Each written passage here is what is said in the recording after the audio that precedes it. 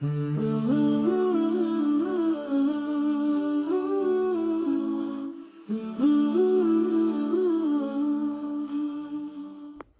alaikum à tous, j'espère que vous allez bien. On se retrouve là aujourd'hui pour une nouvelle vidéo concernant le sujet du Mehdi, comme d'habitude. Alors, le titre de la vidéo du jour sera Un destin plus fort que lui. Imaginez que le Mehdi va avoir une vie normale, d'accord, il va avoir une vie normale, etc. Donc qui dit normal, hein, on imagine aller à l'école, avoir une famille, machin, travailler, aller faire les courses, une vie normale, quoi. Et puis que subitement il se retrouve dans une situation, qui l'isole des gens, et lorsqu'il est dans cet isolement, il vit une expérience qui est appelée le Duhur. D'accord. Donc le Duhur, c'est quoi? C'est comme l'Islah, mais à petite échelle, et sans le cheminement. Donc le Duhur, c'est une expérience, après on n'a pas trop de détails non plus, enfin moi j'en ai pas spécialement de très précis concernant cette expérience, mais grosso modo, durant le Duhur, il va vivre des choses extraordinaires, d'accord. Et c'est au-delà des rêves, parce que si c'est juste des rêves, à la limite un rêve, tu te réveilles et voilà, tu peux être un peu surpris, un peu estomaqué par le rêve que tu as fait, mais une fois que tu te réveilles, il n'y a pas d'impact sur ta journée. Là, dans le cadre du Duhur, c'est quelque chose qui a eu un impact au-delà de l'état de sommeil, c'est-à-dire des choses qu'il a vécues en état d'éveil. Ça peut être des visions, ça peut être des lumières divines, ça peut être des expériences, etc., assez surprenantes. Donc ce Duhur, en fait, c'est le point de départ, si vous voulez. C'est ce qui déclenche le Duhur, c'est ce qui déclenche le début de son cheminement. Et en fait, une fois qu'il aura vécu le Duhur, peut-être je ferai une vidéo spéciale sur ça parce que c'est peut-être pas le sujet de la vidéo. Une fois qu'il aura vécu le Duhur et cet état qu'il aura durant le califat, d'accord. Le Duhur, c'est un état proche de l'état qu'il aura durant le califat, mais il aura zéro expérience. C'est quelque chose qu'il aura acquis subitement et il sera témoin de choses hors normes, d'accord, presque au rang de prophète, au rang de certains prophètes. C'est des choses qui n'arrivent pas à n'importe qui. C'est des choses qui n'arrivent pas à un musulman, aux musulmans habituels. C'est quelque chose qui arrive peut-être éventuellement à certains aouliya après des années d'expérience. Là, le Mehdi, c'est quelque chose qui va vivre subitement. Une fois qu'il va vivre cette expérience appelée le Duhur, ça va s'estomper. D'accord. Une fois que ça va s'estomper, il va tomber sur l'histoire du Mehdi. Et justement, quand il va tomber sur l'histoire du Mehdi, il va avoir des similitudes avec ce qu'il a vécu durant le Duhur, plus d'autres similitudes.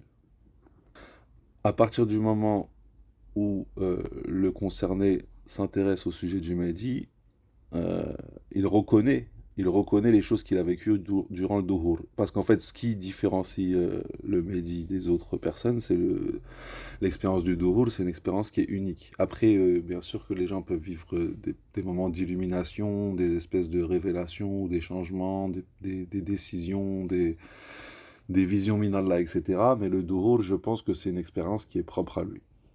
Et justement, cette expérience qui n'arrive pas à n'importe qui et qui, comme j'ai dit tout à l'heure, qui arrive, voilà, limite aux envoyés de Dieu, aux choses comme ça arrive pas à Monsieur Tout le Monde.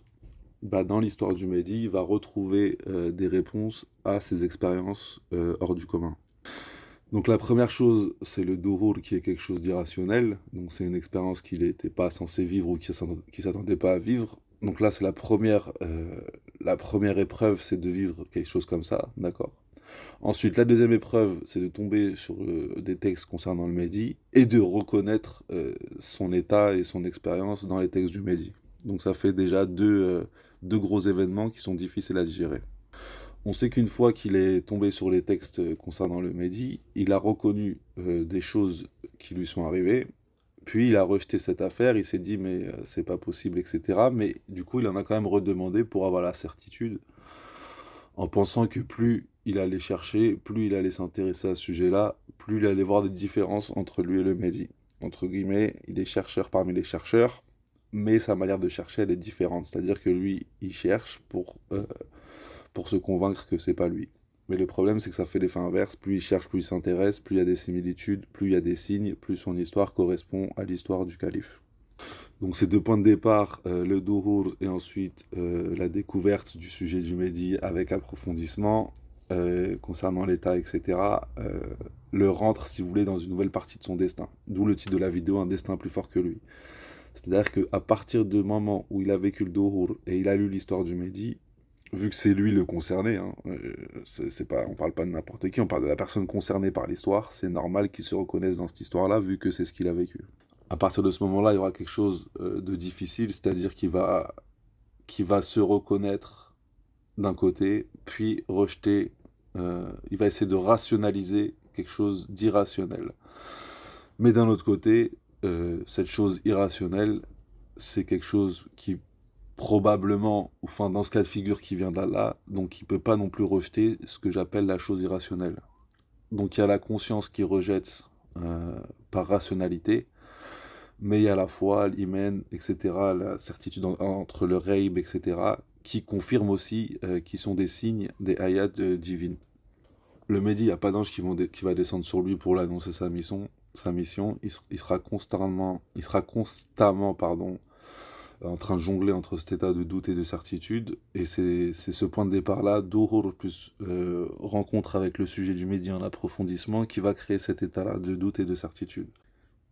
Alors, voilà, maintenant qu'on a plus ou moins vu le top départ, le point de départ de ça, on va essayer de voir pourquoi pourquoi j'ai utilisé le titre Un destin plus fort que lui. Alors, il est dans une espèce de situation, il saura où il est à la Harlem, dans une espèce de situation où il se reconnaît dans cette histoire. Il a été témoin de choses qui n'arrivent pas à grand monde, voire à personne, durant le Duhur. Lorsqu'il s'intéresse au sujet du Mehdi, il trouve des réponses aux choses qu'il a vécues qui sont irrationnelles ou au rang des envoyés, on va dire. Donc là, il se retrouve dans une situation où il a des preuves comme quoi ça pourrait être lui, mais d'un autre côté, il se peut aussi qu'il y ait une autre personne sur Terre qui ait vécu un Duhur comme lui l'a vécu, mais x10. Enfin, on peut pas savoir ce que les autres gens vivent, on peut être témoin de ce qu'on vit soi-même, on peut pas savoir ce qui se passe chez le voisin. Donc, ça va le mettre en fait dans un état de doute et de certitude, c'est-à-dire qu'à des moments donnés, plus il va lui arriver des choses, plus il va lire les textes, etc., plus il va se reconnaître. Et d'un autre côté, il y a sa partie rationnelle qui va le dire, mais non, c'est pas possible, regarde ta vie, regarde qui tu es, comment ça peut être toi, etc. Il y aura, s'il vous plaît, une espèce de combat entre ces deux aspects-là. Mais ces deux aspects-là aussi sont importants parce que si il est trop dans la certitude, ça peut être dangereux parce que s'il a la certitude, il peut sortir alors que c'est pas le moment, faire des espèces de. Enfin, raconter des choses, etc. avant d'avoir eu l'islah. Et là, c'est pas bon du tout parce que justement, c'est pas le moment de sa sortie. Si l'islah, elle a une date, c'est pas pour rien. Et s'il est trop dans le doute et qu'il délaisse cette affaire, eh ben, il pourra pas non plus parce que vu que c'est lui le concerné, il y aura toujours quelque chose qui va le ramener à cette affaire-là. Autrement dit, même si il coupe court, je sais pas, il va dans je sais pas, il va dans une forêt, dans une cabane et il s'enferme tout seul et qu'il veut plus entendre parler de cette histoire-là. Bah, je sais pas, il y a peut-être un passant, le garde forestier qui va venir et qui va crier quelque chose qui va lui rappeler cette histoire-là. Peut-être il va trouver un papillon et sur le papillon il y aura écrit Mehdi. Je sais pas, je dis des trucs un peu idiots. Peut-être il va être dans la cabane au milieu de la forêt tout seul. Il va se boire un café et dans le café, la mousse du café, il y aura écrit c'est toi. Je sais pas, je dis des trucs un peu, j'exagère.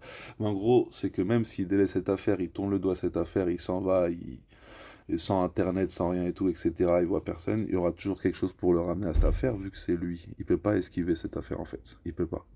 Donc au bout d'un moment, il faudra qu'il prenne une décision, c'est-à-dire que soit il tourne le dos à cette affaire et il se rend compte qu'en fait, bah, il peut pas y tourner le dos, vu qu'il est le concerné, il y aura toujours quelque chose qui va le ramener à ça.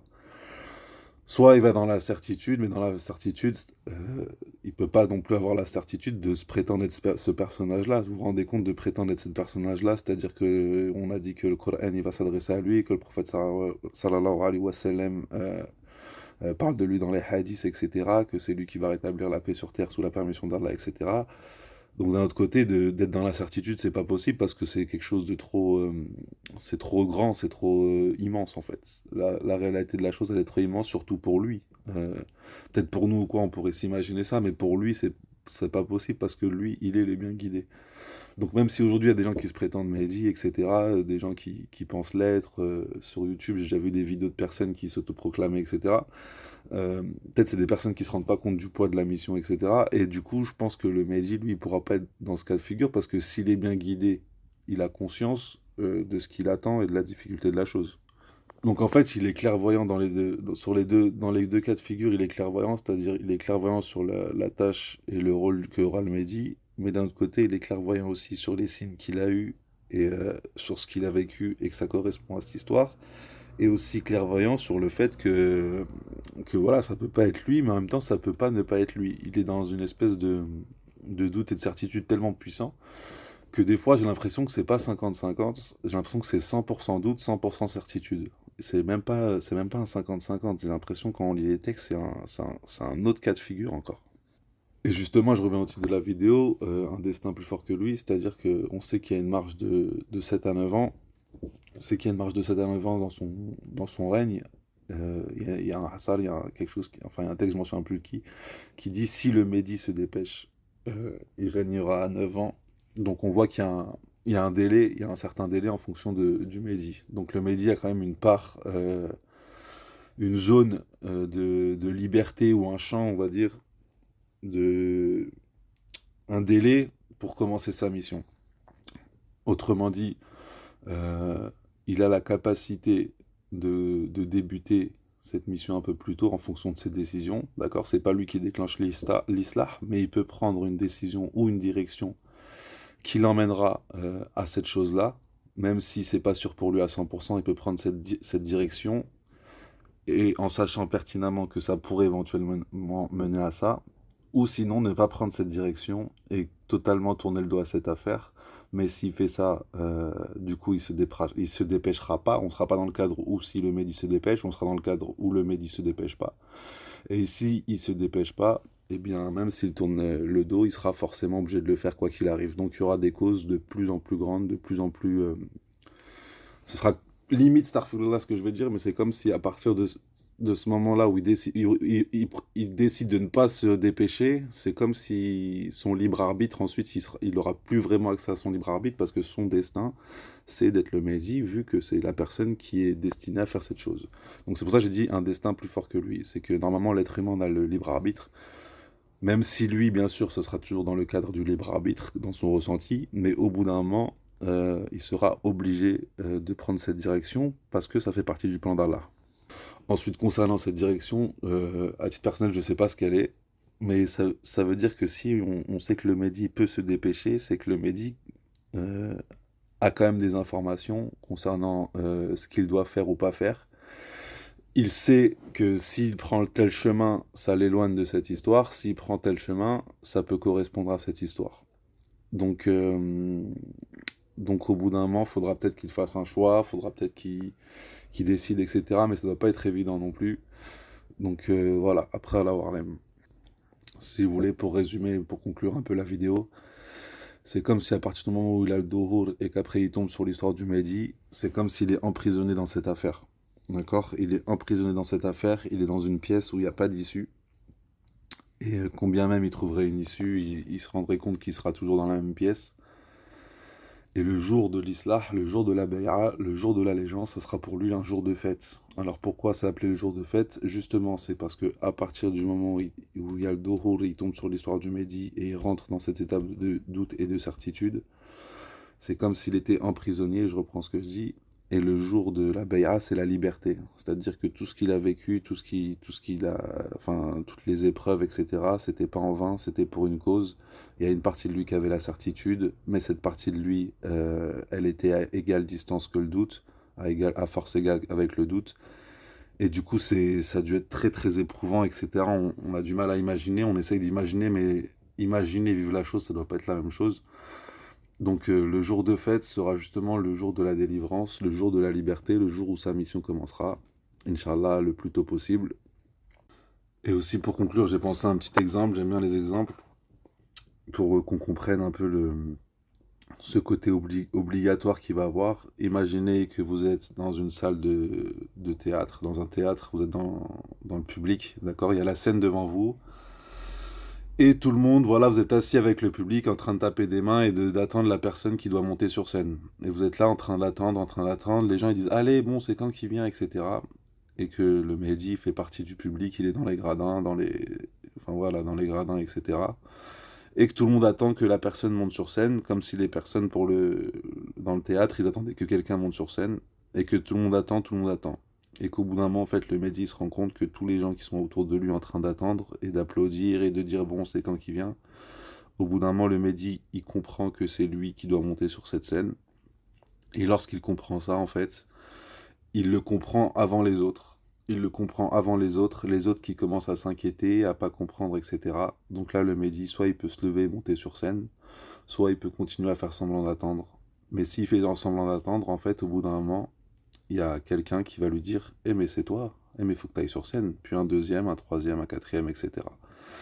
Et c'est ce délai-là qui, entre 7 et 9 ans, ce délai-là, ça sera, pour reprendre l'exemple du théâtre que je viens de dire, ce sera est-ce que le Mehdi va décider d'aller sur scène par lui-même, par responsabilité, ou est-ce qu'il va attendre que les gens le forcent à la Warlem. Voilà les amis, je vous dis bonne soirée à tous et je vous dis à bientôt pour une prochaine vidéo, Inch'Allah. Salam.